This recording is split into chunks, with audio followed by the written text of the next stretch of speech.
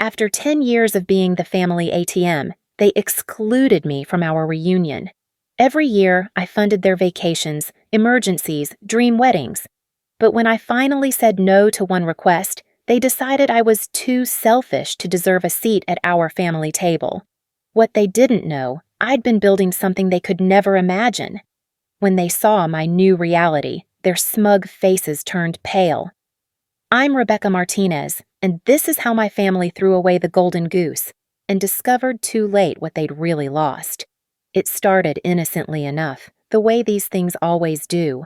Picture this: a cramped 2-bedroom apartment in Queens, the smell of Mom's arroz con pollo drifting from the kitchen, and me at 25, fresh out of college with my software engineering degree and my first real paycheck. Back then, my family looked at me like I'd won the lottery. In their eyes, I had. "Mija," Mom said, smoothing my hair as I sat at our old wooden table, "you're going to change everything for this family." She was right, just not in the way any of us expected. The first request came during Christmas dinner that year. Uncle Roberto had been laid off from the factory, and his electricity was about to be shut off. $300. Nothing massive, right? I didn't even hesitate. I pulled out my checkbook right there at the dinner table, and the entire family erupted in applause like I'd just scored the winning touchdown. "This is what family does," Dad said, his chest puffed with pride. "We take care of each other." Those words became my religion for the next decade. Mom's medical bills, $15,000 when her insurance wouldn't cover the surgery. I liquidated my entire emergency fund without blinking. My brother Miguel's wedding, $25,000 because, "Rebecca, you know how important this is to me, and Sarah's parents are paying for everything else." My sister Carmen's college tuition, $40,000 spread over 4 years because an education is an investment in the whole family's future. Each time I told myself the same thing. This is what love looks like. This is what family means. They needed me, and I had the power to help. What kind of sister, what kind of daughter would I be if I said no? But here's the thing about being the family savior. Nobody remembers the times you said yes. They only remember the first time you say no. That moment came on a Tuesday evening in March. I was debugging code in my home office when my phone buzzed. Miguel's name flashed on the screen, and I answered with my usual cheerful, "Hey, little brother." "Beck, I need a favor." His voice had that familiar tone, the one that meant he was about to ask for money. "A big one." I set down my coffee mug and leaned back in my chair. "What's going on?" "Okay, don't freak out, but I found this incredible investment opportunity. Cryptocurrency mining. My buddy Steve made 6 figures in 3 months, and there's this limited time setup that requires $50,000 up front. But Beck, the returns are insane. We're talking about changing our lives here." $50,000 for cryptocurrency. From my brother who still couldn't balance his own checkbook. For the first time in 10 years, the word that came out of my mouth wasn't yes. "Miguel, I can't do that." Silence stretched between us like a chasm. I could practically hear his brain recalibrating, trying to process what I'd just said. "You can't?" His voice was small, confused. "But Beck, this is huge. This could set up my kids' college funds, pay off the house." I said no. The words felt foreign on my tongue. $50,000 on cryptocurrency speculation? That's not an investment, that's gambling. "Are you serious right now?" His confusion was rapidly morphing into indignation. "After everything the family's done for you? After how we supported you through college? Miguel, I paid for my own college. You know what I mean. The emotional support, look, whatever. I thought you cared about family, but I guess I was wrong." The line went dead. That should have been my first warning sign, but I brushed it off, told myself he was just disappointed. He'd cool down, realize I was being responsible, and everything would go back to normal. I was so naive. The change started subtly. Group text messages that somehow didn't include me. Family dinner invitations that arrived a day late, after everyone had already confirmed. When I asked Mom about it, she'd wave her hand dismissively and say, "Oh, mija, you know how busy you are with work. We didn't want to bother you." But the real gut punch came 3 weeks later. I was scrolling through Instagram during my lunch break when I saw it. A photo from Carmen's baby shower. The whole family was there. Mom, Dad, Miguel, and Sarah, all the aunts and uncles, even our cousins from Jersey. They were all gathered around Carmen as she opened presents, huge smiles on their faces, celebrating this beautiful milestone. I hadn't even known she was pregnant. My hands shook as I scrolled through the comments. Such a beautiful family. Congratulations to everyone. So glad the whole family could be there. The whole family, except me. I called Carmen immediately, my heart hammering against my ribs. "Hey, Beck." She sounded genuinely happy to hear from me, which somehow made it worse. "What's up?" "I just saw the baby shower photos. Congratulations." I tried to keep my voice steady. "When were you planning to tell me?" A pause. "Oh, that. Well, it was kind of a last-minute thing, and you know how you are about planning ahead. We didn't think you'd be able to make it." "You didn't think I'd want to know my sister was having a baby?" "Beck, you're being dramatic. Of course we were going to tell you. We're telling you now." "The baby shower was yesterday, Carmen."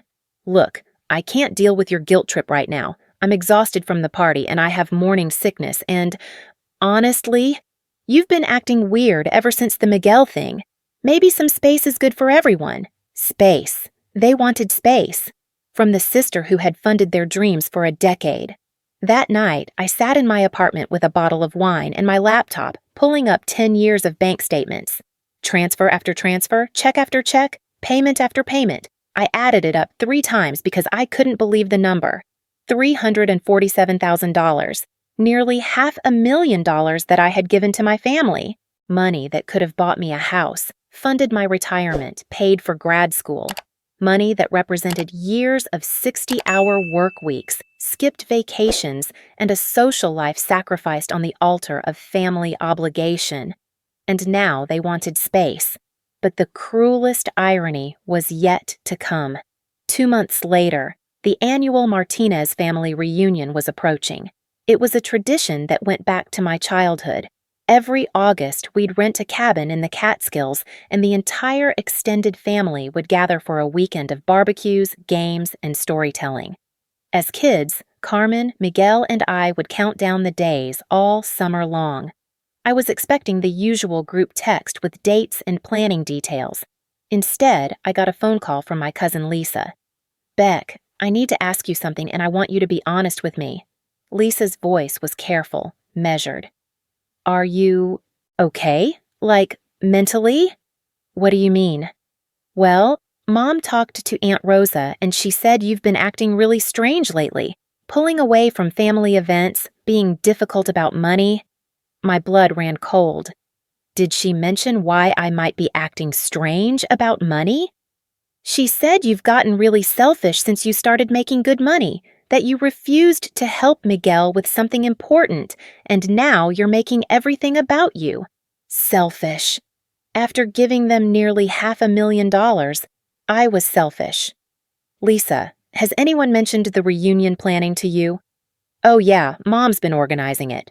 Same place as always, but they decided to keep it smaller this year. Just the core family members." "And I'm not considered core family?" A long pause. "Beck, they didn't invite you." The words hit like a physical blow. I actually dropped the phone, and Lisa's voice became a tiny, distant sound calling my name. When I finally picked it back up, she was still talking. "Thought you knew. I mean, after the baby shower thing and the way you've been acting. Beck, are you there?" "I'm here." My voice sounded like it was coming from underwater. "Look, maybe this is good for everyone. Some time to cool off, work through whatever's going on. You know how family is. Everyone will forget about this by Christmas." After I hung up, I sat on my couch in complete silence for what felt like hours. The apartment suddenly felt enormous and empty around me. On the coffee table sat a stack of mail, and right on top was an envelope that had arrived that morning. I opened it with numb fingers. It was a bill from the Catskills Cabin Rental Company for the family reunion that they'd booked in my name, that they hadn't invited me to. The bill was for $3,000 with a note attached in Miguel's handwriting. "Beck, thanks for covering this like always. Can't wait to see everyone. M." I stared at that piece of paper until the letters blurred together. They had excluded me from our family reunion, but they still expected me to pay for it. They had decided I wasn't worthy of a seat at the table I had been funding for 10 years. That's when something inside me broke. Not cracked, completely shattered. It was like a dam bursting, releasing a decade of suppressed resentment, exhaustion, and bone-deep hurt. I thought about calling Miguel, screaming at him, demanding an explanation. I thought about showing up at Mom's house with the bill and forcing them to confront what they'd done. I thought about paying for the reunion anyway, just to keep the peace. Instead, I did something I had never done in my entire adult life. I put the bill in my shredder and watched it turn into confetti. Then, I called the rental company and told them I was canceling the reservation. When they explained about the cancellation fee, I said, "That's fine. Send the bill to Miguel Martinez," and gave them his address.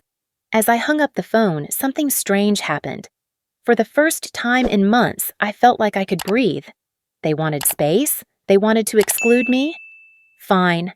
They were about to learn exactly what they'd been taking for granted. But what happened next? What I did with that freedom, with that money they thought they owned, with the life they assumed would always revolve around their needs? That's when the real story begins. Because while they were planning their reunion without me, I was planning something they could never have imagined. I was planning my escape. The next 3 days passed in a haze of grief and numbness. I called in sick to work and spent most of the time in bed staring at the ceiling and trying to process what had happened.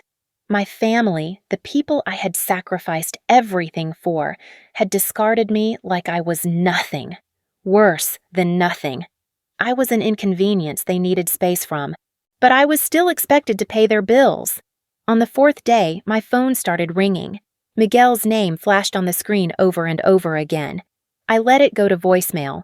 Then Carmen called, then Mom. I ignored them all. Finally, a text from Miguel arrived. "Beck, what the hell? The cabin people called me about some cancellation fee. Call me back now." I turned off my phone. That evening, I sat on my apartment floor surrounded by bank statements, credit card bills, and every receipt I could find from the last 10 years. I wasn't just calculating what I'd given them anymore. I was calculating what I'd given up. The down payment on a house I'd never bought because I'd given the money to Miguel for his wedding, the European vacation I'd canceled to pay for Mom's surgery, the retirement contributions I'd skipped to cover Carmen's tuition, the car I'd driven into the ground because every spare dollar went to someone else's emergency. I had built their dreams while abandoning every single one of my own. As I sat there in the ruins of my financial life, something crystallized in my mind. A memory from 2 years ago that suddenly took on new meaning. I had been visiting Mom when she got a call from her friend Dolores. They were discussing their kids, and I overheard Mom's side of the conversation. "Oh, yes, Rebecca's doing very well. Software engineering, you know. She makes good money." "No, she's not married. Too focused on work, I think. Sometimes I worry she's too independent for her own good." "What?" "No, she doesn't have children. I keep telling her she's running out of time, but she says she's not ready." "Well, at least she takes good care of family. That's the important thing." At the time, I'd felt a warm glow of pride. She was proud of how I took care of family. But now, hearing those words echo in my memory, I realized something horrifying. To my mother, my entire value as a person boiled down to my usefulness to everyone else. My career was only important because it generated money for them. My independence was a flaw to be worried about. My childlessness was a problem to be solved. And my purpose, my only purpose that mattered, was to take good care of family. I wasn't a person to them, I was a function. That realization hit me like a sledgehammer to the chest. I doubled over on the floor, gasping for air as 10 years of self-deception came crashing down around me. They didn't love me. They loved what I could do for them. The phone calls kept coming over the next few days. When I finally turned my phone back on, I had 37 missed calls and 63 text messages. The progression of emotions in those messages was almost comical in its predictability. Confusion, Beck, call me back. I think there was some mix-up with the cabin rental. Irritation. Rebecca, this is ridiculous. We need to talk about this like adults. Anger. Answer your damn phone. You can't just disappear when we need you. Guilt. Mom is really upset. She thinks she did something wrong. How can you hurt her like this? Manipulation. I can't believe you're being so selfish. This is about more than just you, you know. Panic. Beck, please. We can work this out. The reunion means everything to Mom and Dad. I read every single message, and with each one, the picture became clearer. Not once, not a single time, did anyone apologize for excluding me. Not once did anyone acknowledge that they had hurt me. Every message was about fixing the problem I had created by refusing to fund their event. The closest anyone came to introspection was a text from Carmen. I know you're upset about the baby shower thing, but that's no reason to ruin everyone's vacation. The baby shower thing. As if finding out about my nephew's existence through Instagram was just a minor social faux pas. On day 6 of my communications blackout, Mom showed up at my apartment. I heard her voice through the door before she even knocked. Rebecca, Mija, I know you're in there. Mrs. Chen saw you come home from work. I sat frozen on my couch, hoping she'd give up and leave. The knocking started gently, then became more insistent. Rebecca Maria Martinez, you open this door right now. We need to talk. After 10 minutes of knocking and pleading, I finally opened the door. Mom looked smaller than I remembered, older. Her hair had more gray in it, and there were lines around her eyes that seemed deeper. For a moment, my resolve wavered. Mija, she said, stepping into my apartment without being invited. What is going on? Miguel told me you canceled the cabin, but that doesn't make sense. Why would you do such a thing? Maybe because I wasn't invited to the reunion I was paying for. Mom's face scrunched in confusion, like I was speaking a foreign language. Not invited? Mija, you're always invited. Your family. Am I? Because Carmen had a baby shower that the whole family attended, and I found out about it on Instagram. Because there's a group chat for reunion planning that doesn't include me. Because Miguel told Lisa that I've become selfish and difficult. Oh, that. Mom waved her hand dismissively, settling onto my couch like she owned the place. You're being too sensitive. You know how these things are. People get busy. They forget to include everyone in every little conversation. Mom, they planned a family reunion and didn't tell me about it. But they knew you would pay for it. That shows they trust you. I stared at her, waiting for her to realize how that sounded, but her expression remained earnest, like she'd just explained something perfectly reasonable. Do you hear yourself right now? I asked quietly. Hear what? Rebecca, I don't understand why you're being so dramatic about this. So you weren't included in some planning conversations. So what? The important thing is that the family gets together. The important thing is that I pay for everyone else to get together while being excluded from the actual event. You're not excluded. You can come. I wasn't invited, Mom. Well, you're invited now. I'm inviting you right now. She said it like she was doing me a favor, like being added as an afterthought to the reunion I was funding was some kind of generous gift. And if I don't pay for the cabin? A flash of something, panic, anger, crossed her face before she composed herself. Mija, why are you being like this? This isn't like you. You've always been the responsible one, the one who takes care of family. Right, I take care of family, but when do I get taken care of? What do you mean? We love you. You love what I can do for you. That's not true. But even as she said it, she couldn't meet my eyes. Rebecca, I think you're having some kind of breakdown. Maybe you should talk to someone, a professional. There it was. I was the problem. I was the one who needed fixing. I want you to leave, I said quietly. Rebecca, I want you to leave now. Mom's face crumpled, and for a moment, she looked like she might cry. Mija, please, let's fix this. Tell me what you want me to do. What I wanted was 10 years of my life back. What I wanted was to be seen as a person instead of a piggy bank. What I wanted was for one single member of my family to acknowledge that they had treated me like garbage. Instead, I said, I want you to leave.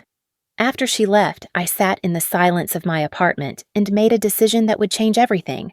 I opened my laptop and started researching real estate. That night, something shifted inside me. Not the dramatic movie moment kind of shift, more like a foundation settling into place after years of instability. For the first time in a decade, I wasn't planning my life around someone else's emergency. I started with a simple Google search, family financial abuse recovery. What I found made my stomach drop and my heart race simultaneously. Article after article describing patterns that felt like someone had been secretly filming my life for 10 years.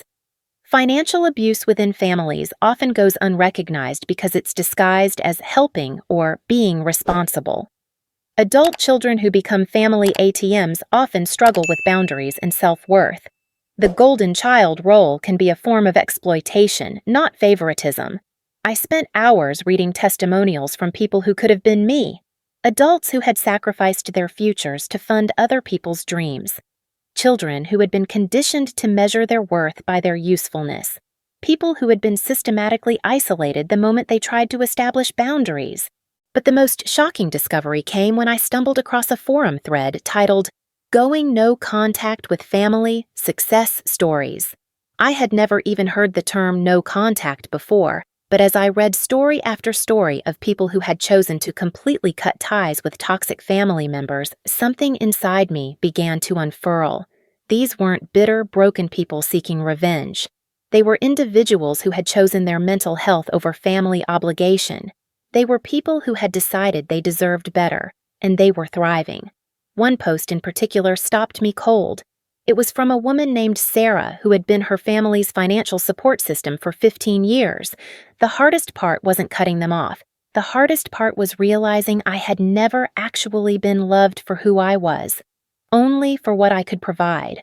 But once I accepted that, once I stopped trying to earn love that was never really available, I found something better. I found peace. I bookmarked that forum and kept reading until sunrise.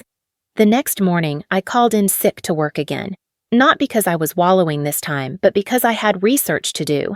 I spent the day calling therapists, looking for someone who specialized in family trauma and financial abuse.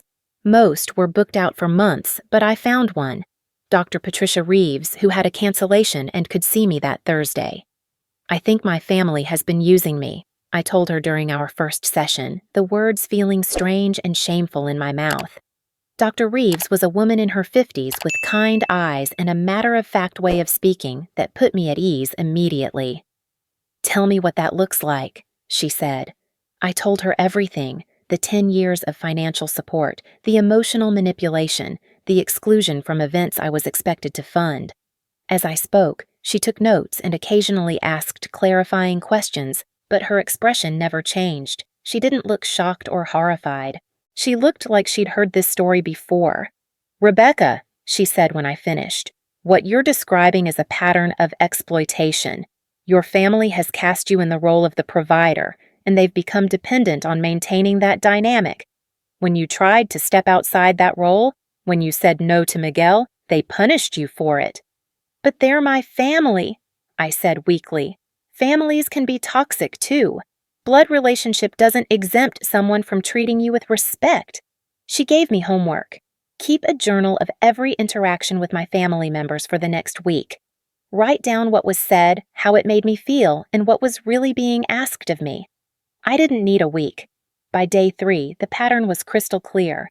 Every single conversation, every text, every voicemail, every visit was transactional. They weren't checking on my well-being or expressing interest in my life.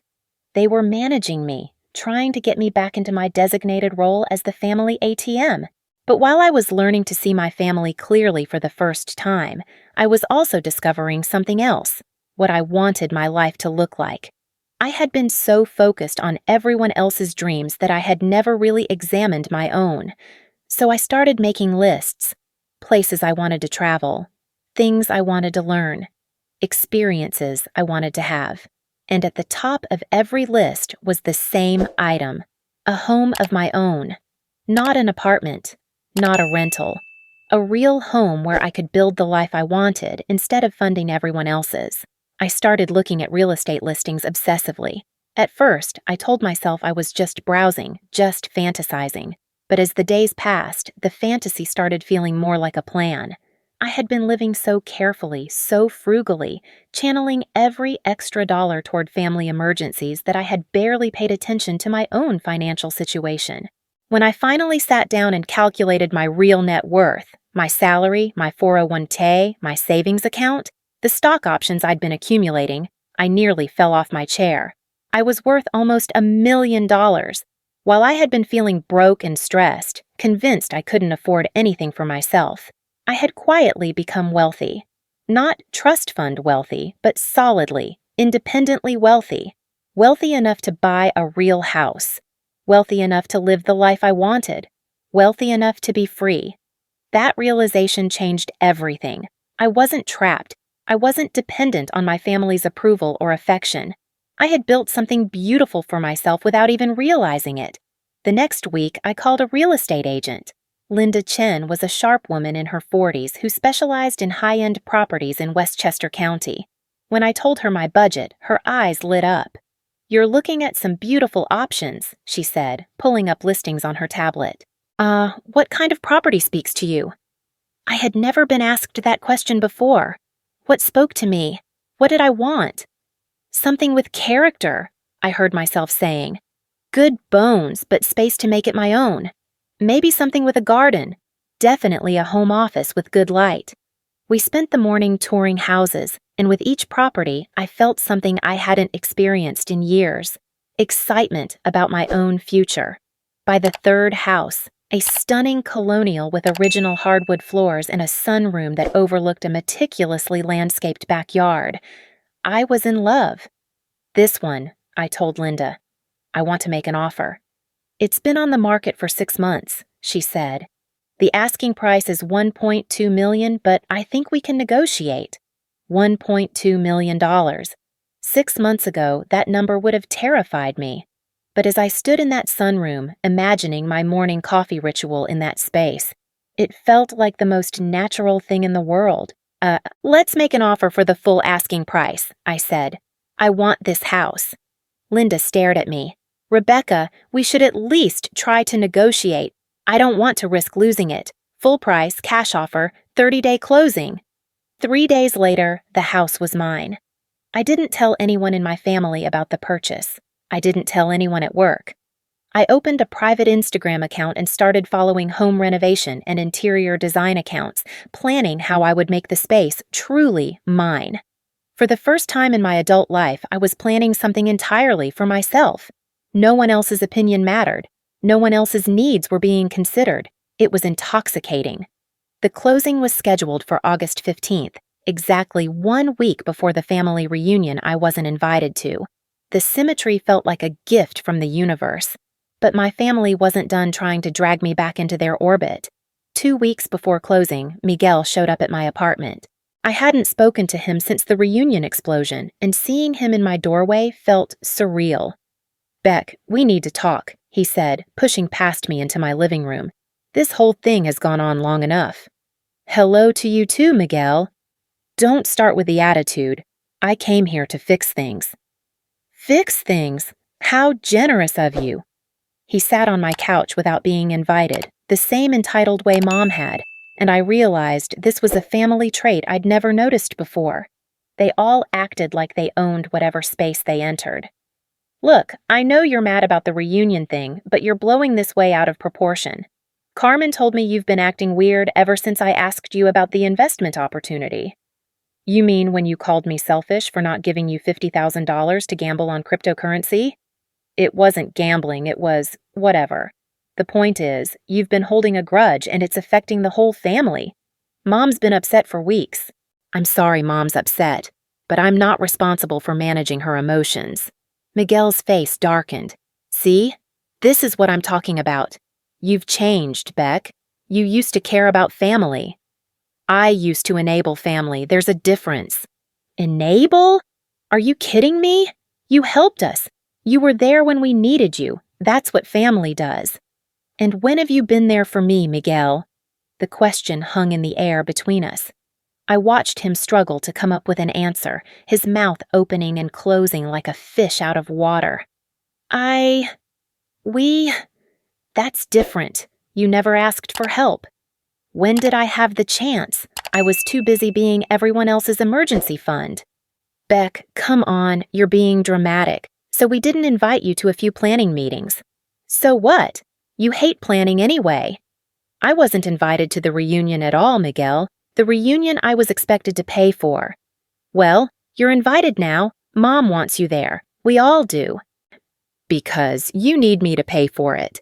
That's not... Okay, yes, we need help with the cost. But that's not the only reason we want you there. Name another reason. Again, silence. Miguel rubbed his face with his hands, looking older than his 32 years. This is insane, Beck. You're tearing the family apart over money. I'm not tearing anything apart. I'm just not holding it together anymore. So what? You're just going to cut us off? Never speak to us again. For the first time since he'd arrived, I felt a twinge of sadness. This was my little brother, the kid I'd taught to ride a bike, whose homework I'd helped with, whose wedding I'd paid for. But the man sitting on my couch wasn't that little boy. He was someone who saw me as a resource to be managed, not a person to be loved. I don't know what I'm going to do, I said honestly. But I know I'm not going to keep funding a family that treats me like an afterthought. Miguel stood up abruptly. Fine. Be selfish. But when you change your mind, and you will, don't expect us to just welcome you back with open arms. I won't, I said quietly. After he left, I sat in the gathering darkness of my apartment and felt something I hadn't expected. Relief. The conversation I had been dreading for months was over, and the world hadn't ended. Miguel's threats didn't scare me. His guilt trips didn't work. I was finally free. The next 2 weeks passed in a blur of packing, paperwork, and preparation. I hired movers, set up utilities, and bought furniture for my new house. Every decision felt momentous, not because it was particularly important, but because it was entirely mine to make. I didn't tell my family about the move until the day before closing. I sent a group text to Mom, Dad, Miguel, and Carmen. I'm moving this weekend, new address attached. I won't be available for the reunion. The responses came fast and furious. Mom, moving? Mija, what are you talking about? Where are you going? Carmen, Beck, what's going on? This is so sudden. Miguel, are you serious right now? The reunion is next weekend. Dad, Rebecca, call me. We need to discuss this. I turned off my phone and went to bed early. Tomorrow was going to be a big day. Moving day dawned clear and sunny, the kind of perfect August morning that felt like a good omen. The movers arrived at 8 a.m., and by noon, my entire life was packed into boxes and loaded onto a truck. As I did a final walkthrough of the apartment that had been my home for 7 years, I felt a complex mix of emotions. Sadness for the dreams I had deferred, grief for the family relationships that had turned toxic, but underneath it all, an expanding sense of possibility. I was 35 years old, and for the first time in my adult life, I was about to live entirely for myself. The drive to my new house took 45 minutes through increasingly beautiful neighborhoods. Tree-lined streets gave way to rolling hills, apartment complexes gave way to historic homes, and with each mile I felt like I was shedding an old skin. When I pulled into the driveway of 47 Maple Ridge Lane, I sat in my car for a long moment, just looking at my house. My house. The words still felt impossible. It was even more beautiful than I remembered. The late afternoon light hit the windows just right, making them glow like amber. The landscaping was immaculate. Someone had clearly loved this place. The front porch was wide and welcoming, with space for the rocking chairs I planned to buy. This was where I would build my real life. Not the placeholder existence I had been living in Queens, but the full, rich, authentic life I had been postponing for a decade. The movers worked efficiently, and by evening, all my belongings were inside. I ordered pizza and spent the night sitting on my new living room floor, surrounded by boxes but feeling more at home than I had in years.